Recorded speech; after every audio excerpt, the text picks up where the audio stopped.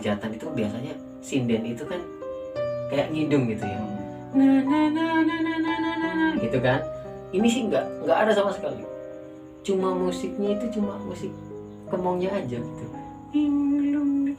Ya.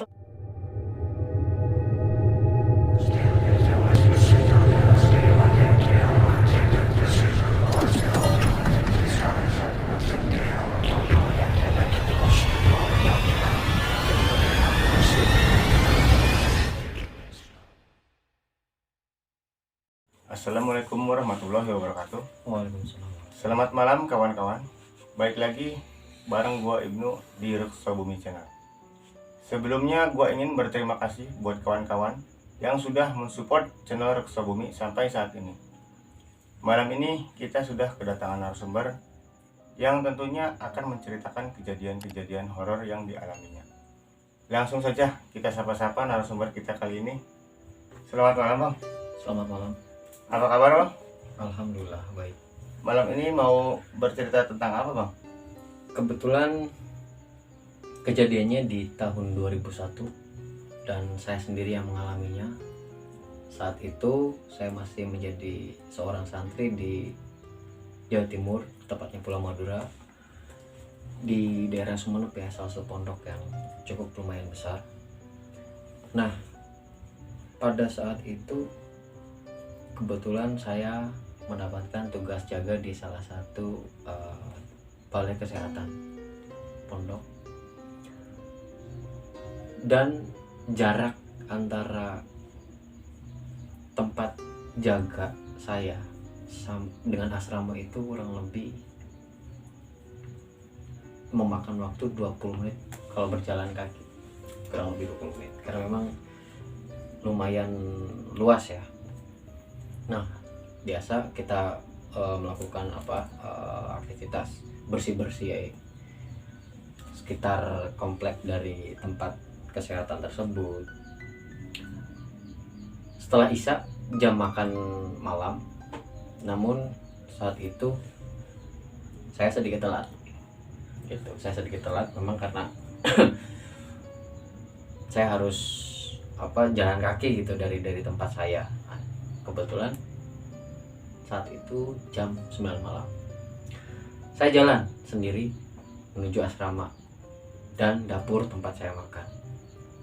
Di sebelah dapur itu dan asrama saya, jadi tengah-tengah gitu ya. Jalan untuk ke tempat dapur itu tengah-tengah.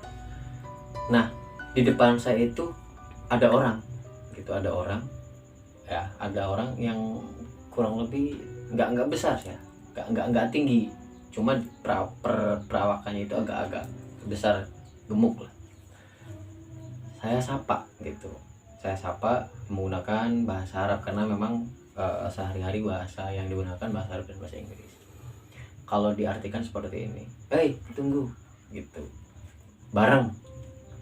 Tetapi kok nggak noleh sama sekali, apalagi sampai merespon gitu apa yang saya ucapkan, saya sapa. Nah, setelah jalan, saya sudah sampai depan pintu karena memang pintu dapur tersebut itu kalau kita ngebuka dari dalam dapur itu langsung view-nya itu adalah perkebunan tembakau. Nah, itu. Nah, di depan pintu, sebelum saya ketuk pintu itu saya sempat berpikir, loh, tadi siapa? Kok pintu ketutup? Kebetulan di pintu dapur itu ada celah sedikit. Saya intip, kok nggak ada siapa-siapa. Tapi udahlah, langsung spontan lagi, loh, kok ini kan ada kawat berduri gitu. Posisi banyak daun kering, yang namanya daun kering kalau keinjak apapun, benda kejatuhan apapun pasti bunyi kresek-kresekan gitu. Sama sekali nggak ada. Saya panggil, Bu, panggil Bu dapurnya siapa? Saya, Bu. Loh, kamu udah? Nah, kebetulan dibuka sama Ibu. Saya tanya, kok telat? Iya, Bu, soalnya lagi jaga. Saya tanya, Bu, tadi ada yang makan? Gak ada. Serius ini cuma kamu yang terakhir. Emang kenapa? enggak sih, tadi kayaknya ada satu orang lah, masa nggak ada Bu. Coba saya udah nggak ada, saya cari ke dalam gitu, ke lokasi dapurnya tuh, oh iya nggak ada. Kenapa sih? Jangan takutin, makanya jangan besok jangan telat lagi. Nah, udah aja langsung ya, imajinasi itu jalan loh, oh sosoknya itu ya. Jadi istilahnya yang sosok yang saya sapa dan saya lihat itu ternyata adalah sosok genderuwo yang saya temui. Nah, kenapa di awal itu saya nyapa itu jalan itu kayak melayang, cuma karena ketutup sarung antara kaki dan tanah itu nggak nempelnya, itu nggak kelihatan gitu loh.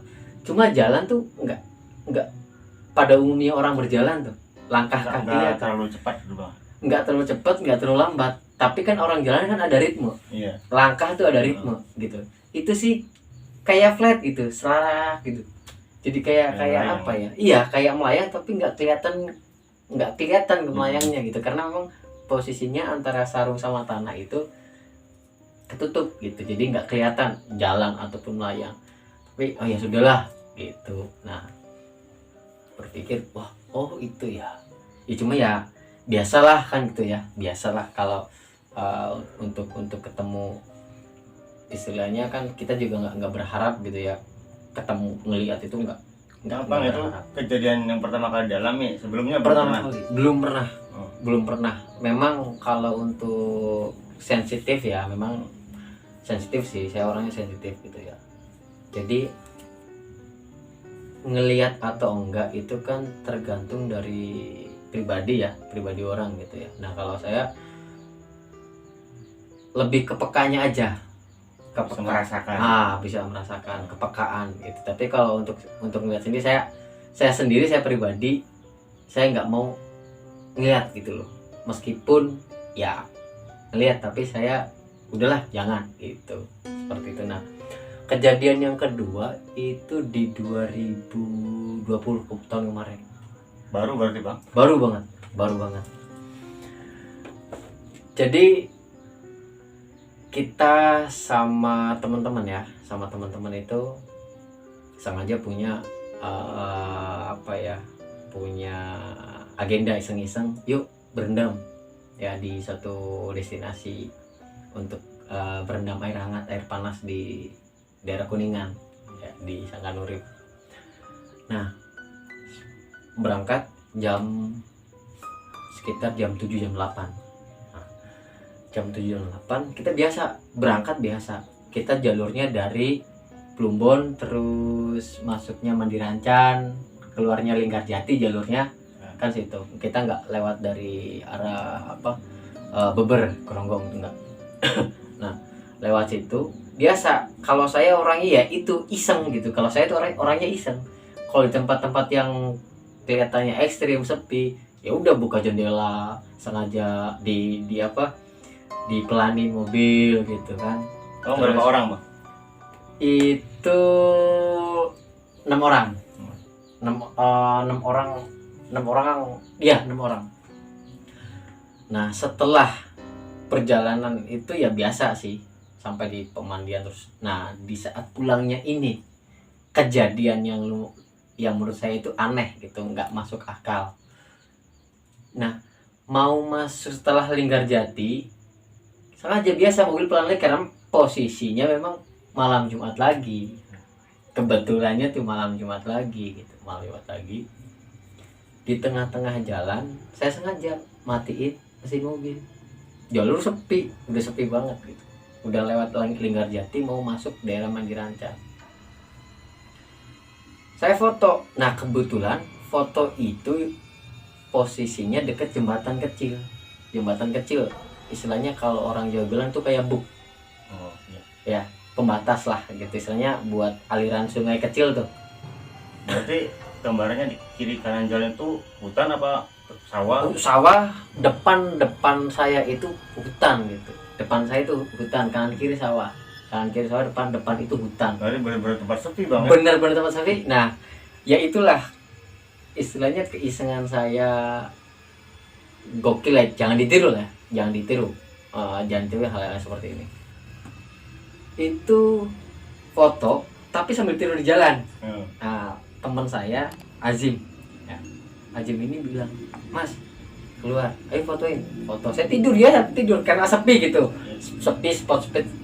Kita ya zaman sekarang ya pengen foto yang nggak masuk di akal, istilahnya katakanlah ekstrim atau gila lah, cuma nggak sampai se ekstrim apa gitu ya, biasa foto-foto di foto di tengah-tengah jalan sambil tiduran. Pas bangun, sengaja sih, memang sayanya juga sengaja, ada apa ya gitu loh, langsung ngomong ada apa ya. Nah, samar-samar, sampai merinding sama sekarang, masih kalau ingat itu masih merinding. Samar-samar itu, jadi posisi saya itu dengan jembatan ini, buk ya, kita sebut buk ini kurang lebih 10 meter, deket lah, kurang lebih 10 meter. Tiba-tiba sekilas kayak ada orang nangis gitu.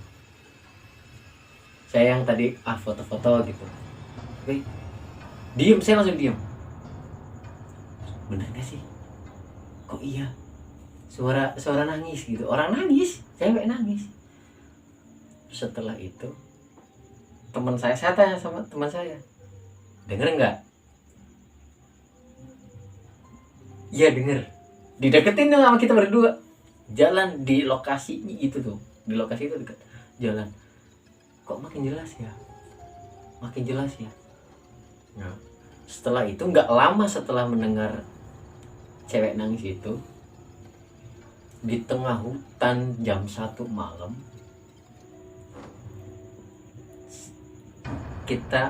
saya dulu mendengar itu suara gamelan,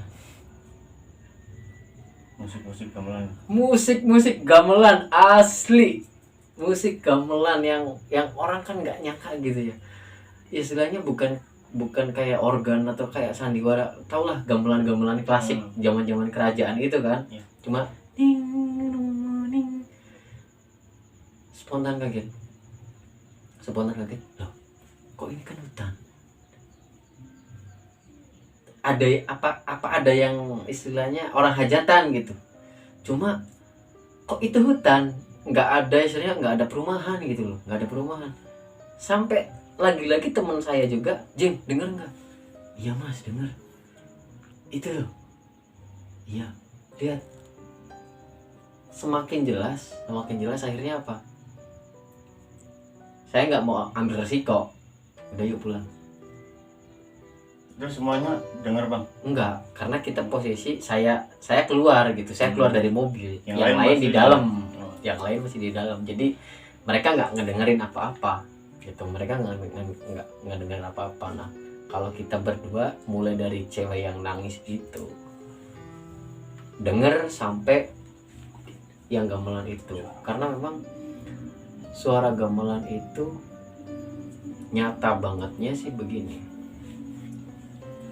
beda dengan kayak kalau orang kalau orang hajatan itu biasanya sinden itu kan kayak ngidung gitu ya, nah gitu kan.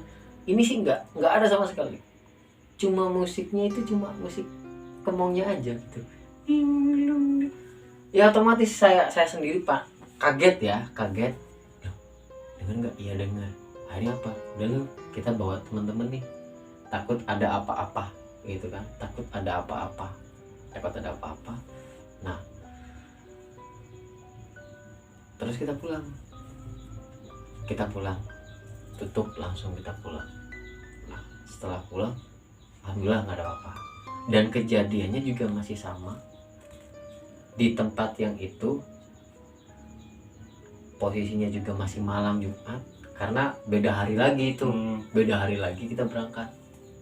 Cuma posisinya kita dari berangkat, di mobil ini ada orang 5 apa 6. Di mobil ada orang 6, sengaja kaca dibuka, pakainya lampu senja, nggak lampu normal, pakai lampu senja, dimatiin sengaja. Saya nyetelin musik Lingsir Wengi di tengah jalan hutan itu, putar musik itu. sebetulnya yang namanya lingsir wengi kan itu istilahnya kayak nyanyian kayak zaman wali Songo kalau nggak salah, Sunan Kalijaga. Itu aslinya Sunan Kalijaga. Cuma mindsetnya kita yang saat ini itu dibikin bahwa lingsir wengi lagu-lagu pemanggil setan gitu ya bang. Setan. Padahal sih itu sebenarnya tidak. Nah, cuma mungkin karena mindset itulah akhirnya apa semua seakan-akan ke bawah. Nah, udah saya setelin itu. Yang lain udah masih kayak gini. Pas mau masuk hutan yang saya dengar di awal perjalanan yang dulu denger musik itu, tiba-tiba di sebelah tuh kayak ada perempuan di depan mobil itu sekilas, cuma lihat nggak taunya kan ada spion kecil di tengah biasa mobilnya, ngeliat nggak taunya di dalam, di belakang jok belakang dia duduk di samping temen. Lalu saya bilang, saya masih bawa mobil nih, itu ada di samping kamu. Kayak gimana bang? Mukanya gimana bang? Tua sih, tua, udah nenek lah, udah nenek. Ya, rusak, mukanya jelek, pokoknya baunya nggak enak, baunya nggak enak. Duduk di sebelah temen. Saya ngasih tahu, itu duduk di samping kamu. Mas, berat nih. Nggak bisa lihat, teman-teman nggak lihat. Enggak, cuma ngerasain berat. Tapi yang pas di awal masih di luar itu lihat ada perempuan gitu, ada perempuan di depan mobil kita itu yang lagi jalan itu, ada perempuan ngeliat. Nah, setelah lewat lokasi yang kita lihat itu, saya lihat spion tengah itu ternyata ada di dalam. Saya bilang, weh, ada di dalam loh. Pakaiannya gitu bang? Pakainya putih, cuma karena apa ya, karena udah nenek jadi putihnya putih lusuh gitu, nempel. Sampai temen, mas ngerasain berat banget mas, serius mas, pusing mas, gini. Ya saya bilang udahlah, tenang, udah. Akhirnya saya yang biasa baca-bacaan gitu ya, udah kamu nggak usah ngikut segitu ya cukup. Istilahnya nggak ada bahasanya, nggak bahasa nggak usah ikut gitu, nggak, cuma ada istilahnya